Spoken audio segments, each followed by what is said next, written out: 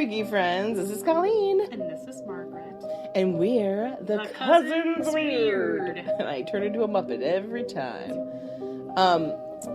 We are in the holiday season. It's the holiday season. Do. We do. We got problems. I literally just heard that song in the car, so you know. Yeah. And yes, I am listening to Christmas music in my car, and my kids are doing it with me. Listen, as I get older, like it more. And you had hit the nail on the head earlier when you said when you're out of retail, you start to like it again. Right. It's been a while.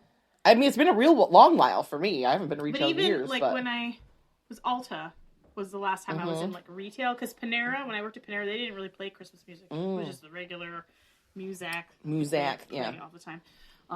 But yeah, Ulta, which was 2018, 2019? Was the last year.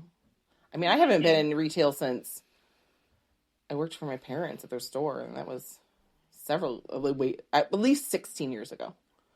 But the older I get, the more holly jolly things get. I know, and I'm like, I'm enjoying Christmas music. I'm totally turning into my mother. Yeah, I know. I'm like, I like it. I know. And, you know, we love creepy, spooky things, but I also love the magic of Christmas, and that's part of that witchy part of me. Like, I may not go all traditional with it, but I love the magic part of it, and I think it's fun. And when you have kids, it's extra fun. I have to say, the Dollar General in Copenhagen, they don't have an elf on the shelf. They have a skeleton with a Santa Claus hat. The kids have to find and they get a prize. And it was like, I love them. That's so cool. It's like Jack or something. I don't know, it's got a weird fantastic. name, but it's like a skull with a Santa hat instead of an elf on the shelf. I love it's like that. A skeleton on the shelf. It's I great. love that. I don't know who's managing that place, but kudos. Kudos to you. Rock. Yeah, I like to blend my creepy and my fun, and that's why we do this podcast, because that's what we're like. And this month we're kind of doing kind of lighthearted, but not lighthearted because they're creepy, but light things because it's super. We're busy right now. We're busy people. Yes. So, and I craft because I'm like busy crocheting Christmas gifts for people, and I have kids. I haven't had time to do last year I made gifts for people. I haven't had time to do that this year because I had COVID. Ruined everything. Put a big kink in your plans. But Margaret made us delicious winter sangrias that are so good. Yeah, I had a winter sangria when we went to Mooney's last weekend. I'm like, I'm making this next week for our podcast. I thought about doing it last week, but then we weren't together, so I was like, yeah. But yeah, I didn't use a recipe. I just, like, on the sign outside, it said winter sangria, Moscato, which I didn't use Moscato. I used Hazlitt's White fuzz? White cat fizz. Oh, fizz. White fuzz sounds terrible. No. There's no white fuzz in this. White cat fizz wine, which is a sparkling white, and triple sec, and I just kind of dump some in. And then it's like half wine, and then about a shot of triple sec or less. Cranberry juice, and then you put fresh cranberries and slices of orange in it, and it's so freaking good. It's like delicious. My new favorite holiday. Yeah, and it's pretty, and you'll see pictures. I'm going to post them, and they're pretty. And it's tasty. It's yummy. It's wicked yummy. It's the best. This is my favorite sangria I ever had, and I think it's because like sometimes you eat the white ones and it's peach, but then they put peach schnapps in it. And I don't need that. Fake. It tastes like perfume. I don't know. Thank you. I was weird with the triple sec, but it's okay. You know what I mean? Yeah, triple sec's all right. It's fine. It's not. Doesn't taste. It doesn't overpower anything, right. Which is good. If you notice a difference in the quality of sound, I have my new microphone. Margaret forgot hers, so she's using one of her old ones. And I forgot my phone. I forgot she forgot everything except for the alcohol, which was important. I remembered the alcohol. So if you notice a different quality in my voice, it's because I have my new microphone and it's super fancy. So I'm hoping it sounds better on your end. But Margaret will have hers next week, and we'll have them together, and we will be sounding amazing. It will be yes, it will be so good. Fantastic. But I think it's going to sound good this week. Anything's better than when we're the virtual when we do that, because that's always sounds a little we'll rough. be able to use these virtual now. Yes, we'll be able to use these. It'll make a difference. So I'm excited about it. I think it's going to make a better quality recording for us. Your shirt's amazing. Thank you. Richard has the opposite. Why is the carpet all wet, Todd? I don't know, Margot. Richard said I don't know, Margot. And mine has this on it. That's awesome. Every year we do a different themed Christmas t-shirt for Christmas Day. and we wear our pajamas all day. And then we travel across the North Country. We see his family like an hour away, and we go to my parents' house and our house. Anyway, this was 1 year. It was the Todd and Margot from Christmas Story, and usually it's a Christmas Story. Oh, Christmas Vacation. Lampoons. Yeah, Christmas. Sorry, and usually it's from that because it's one of our favorite things to watch. This year, our shirts are mine. Is the aunt? I don't even know what aunt. What's her? Bethany. Aunt Bethany, and then her husband, the uncle. What's his name? I can't think of it. I can't remember. Anyway, the old ones that come. She brings the cat in the box. And she has the Jello mold with cat food in it. Yes. And when he asked her, Clark asked her to say grace, and she said, "Grace, she passed away 30 years ago." And he's like, "They want you to say the blessing." And he's like putting it in his mouth, and it's hysterical. Mine it has her face, and it looks like a Christmas sweater. And it says, "Grace, she passed away 30 years ago." And his is his face pointing at his teeth like a crazy person, the blessing. So that was this year's we do that every year because it's just fun. Mm-hmm. And we do the matching pajamas, but it's like funny. My husband would not do that. He wouldn't do that.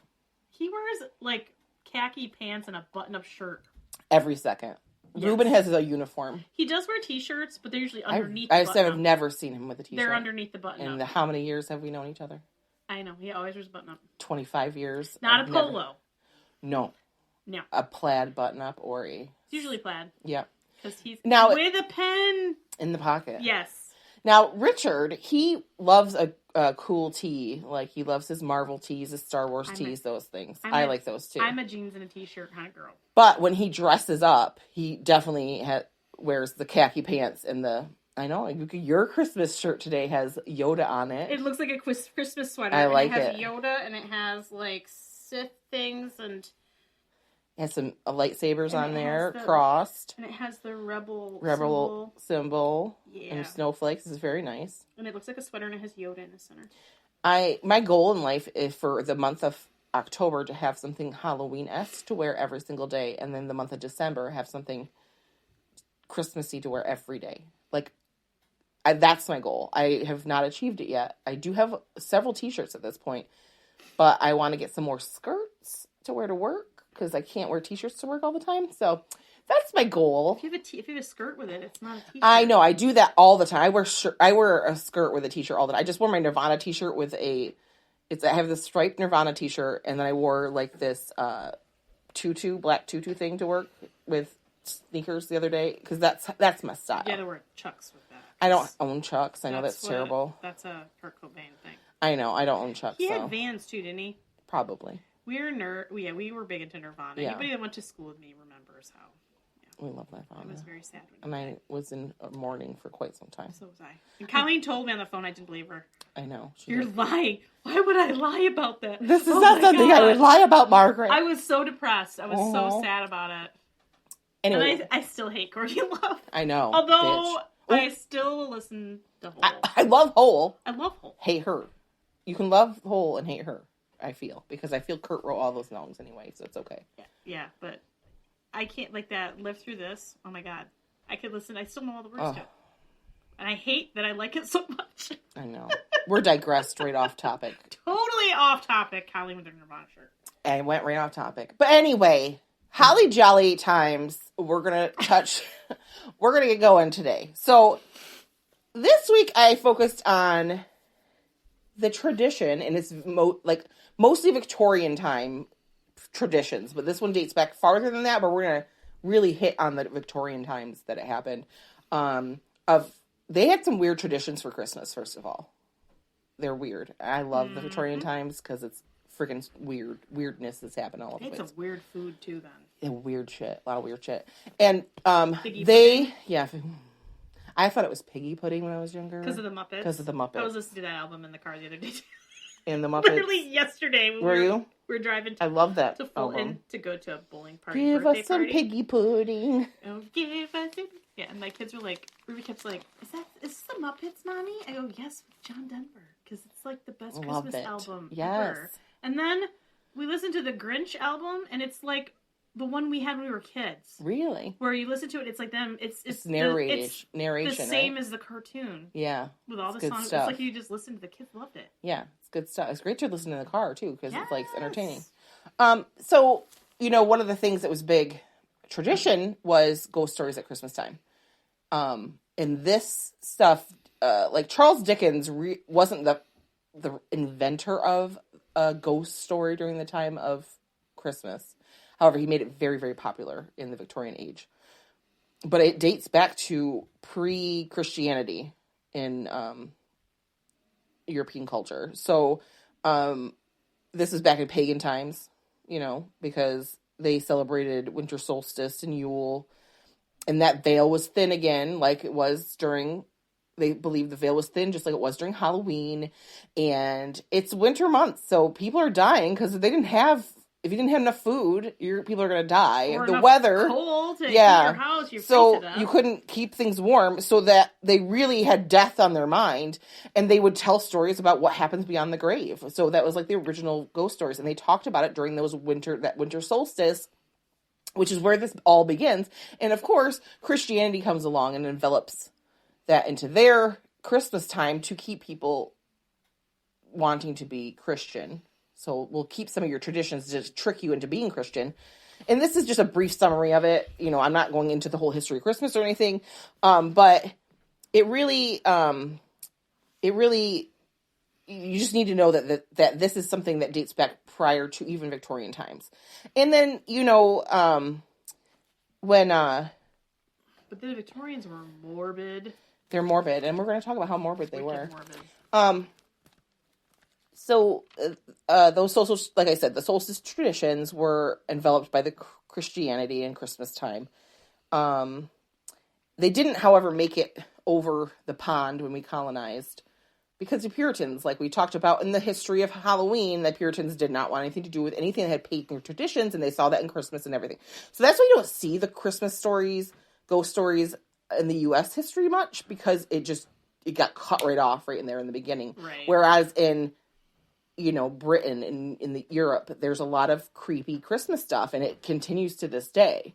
We have more holly jolly stuff here, and they didn't there. It was more kind of creepy and scary. Well, even like Catholics are it's very like superstition kind of is part of the Catholic tradition. And like King Henry VIII, which I'm listening to, I'm watching a YouTube basically podcast, History Calling, and she goes through all of like his wives and his history and stuff, and I'm in the middle of that. It's really fascinating and awesome, and listen to it.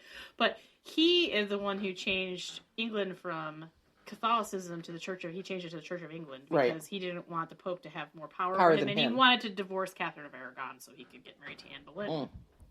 So, but even though he changed England forever, basically the religion, he still in his heart was a Catholic, and his last wife would argue with him because she was a Protestant, and he would get mad, and he almost had her killed, but she kind of figured it out and knew how to talk to him. Basically, she's like, "Oh no, you're my husband. I'm sorry, I didn't mean. I was just talking to you. I wanted to learn from you." Yes. But even though he changed, he basically cut England off from the Pope. He really was a Catholic, right? So like that still was in. Yeah. Even though England wasn't Catholic, they were.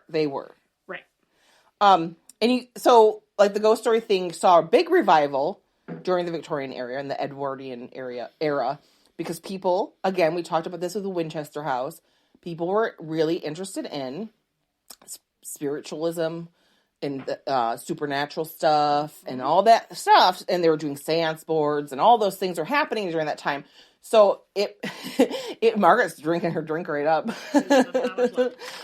It was really a big deal. Like people were all into it. And, our buddy Charles Dickens knew it was a good time to start, writing stories about this.